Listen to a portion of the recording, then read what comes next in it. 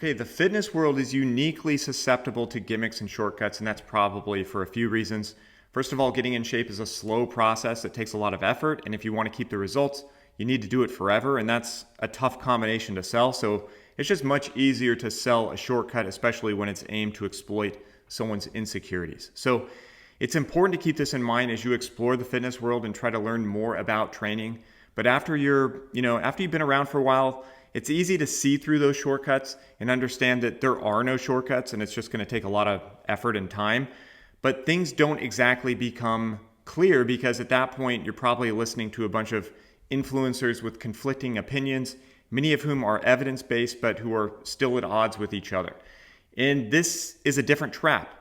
A science-based expert telling you that there's only one way to train or there's one best way to train, positions that cannot possibly be true given the fact that all of us are a unique combination of our personal history, our genetics, our lifestyles, our preferences, habits, goals, so on and so forth.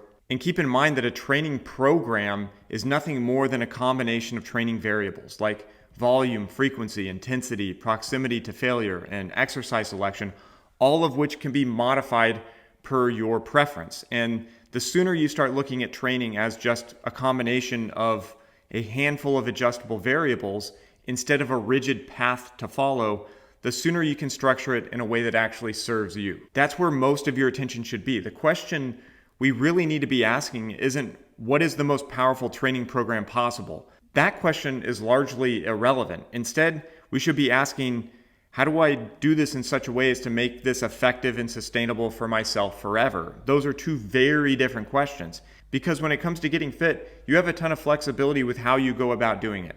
And your own two eyes can prove to you that there are people getting great results training all different ways. You can train high volume or low volume or high frequency or low frequency, or you can train to failure or you can train further from failure with high reps or low reps and everything in between. It can all work provided you just stick with it, adjust when you need to, don't get hurt, continue to generate a training stimulus over time and balance that with your recovery.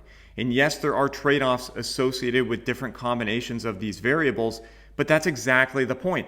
Different trade-offs make sense to different people, and you can adjust them to your preference, to your risk tolerance, to your schedule, to your equipment availability, to your recovery ability, and to your changing lifestyle and goals. You can customize all of those things and still drive gains in health, fitness, and aesthetics. So ignore anyone telling you that there's one way to train or a best way to train. Find what works for you and don't be afraid to adjust things as you need to. So I hope that makes sense. If you guys have any questions, let me know. Thanks for watching and I'll see you next time.